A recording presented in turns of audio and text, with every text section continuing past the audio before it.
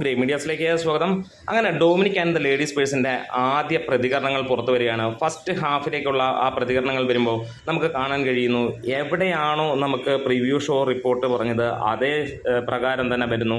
Cinema ഒരു ഒന്നൊന്നര സംഭവമായി മാറുമെന്നുള്ളതാണ്. സിമ്പിൾ സിനിമ, ഫസ്റ്റ് ഹാഫ് ആളുകളെ പിടിച്ചിരുത്തുന്ന തരത്തിലുള്ള സിനിമ, എങ്ങും ലാഗോ ഒരു സംഭവമോ ഇല്ല, അടിച്ച് പൊളിച്ച് കയറുന്ന സിനിമ എന്നാണ്. അതായത് വീണ്ടും ഒരു ബ്ലോക്ക് ബസ്റ്റർ ഉറപ്പിക്കാമെന്നുള്ളതാണ് ഫസ്റ്റ് ഹാഫ് നൽകുന്ന സൂചന. ഇതിനോടകം ടോട്ടലി നല്ല ലെവലിലുള്ള, പ്രത്യേകിച്ച് മമ്മൂക്കയുടെ ചില്ലിങ് സംഭവങ്ങളുണ്ട്.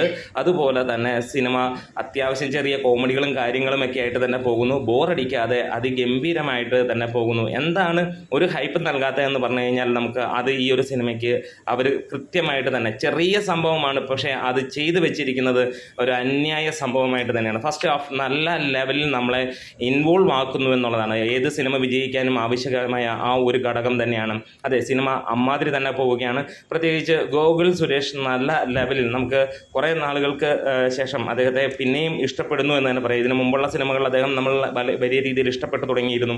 അത് തന്നെ വീണ്ടും തുടരുന്നു. മമ്മൂക്ക ഒന്നും തന്നെ പറയാനില്ല, രസകരമായിട്ടുള്ള പോകുന്നു. ഇദ്ദേഹം കലൂരിൻ്റെ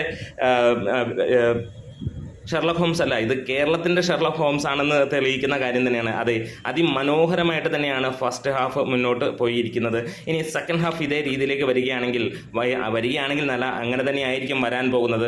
അതുകൊണ്ട് തന്നെ അതിഗംഭീരമാകുമെന്നുള്ള പ്രതീക്ഷ തന്നെയാണ്. എന്താണെങ്കിലും ആദ്യ പകുതി നല്ല ഗംഭീരമായിട്ട് വെട്ടിപ്പായിട്ട് തന്നെ ചെയ്തു വെച്ചിരുന്നു. ഗൗതം വാസുദേവ് മേനോൻ എന്ന സംവിധായകൻ്റെ കിരീടത്തിൽ ഒരു പൊൻതൂവൽ തന്നെയാണ് ഈ ഒരു സിനിമ. ഇത്ര ബ്രില്യൻ്റ് ആയിട്ടുള്ള ഒരു വർക്ക് എന്ന് തന്നെയാണ് ഇതിനെ പറയാനുള്ളത്. എന്തായാലും നമ്മൾ വീണ്ടും കാത്തിരിക്കുകയാണ് സിനിമയുടെ സെക്കൻഡ് ഹാഫിന് വേണ്ടിയിട്ട്.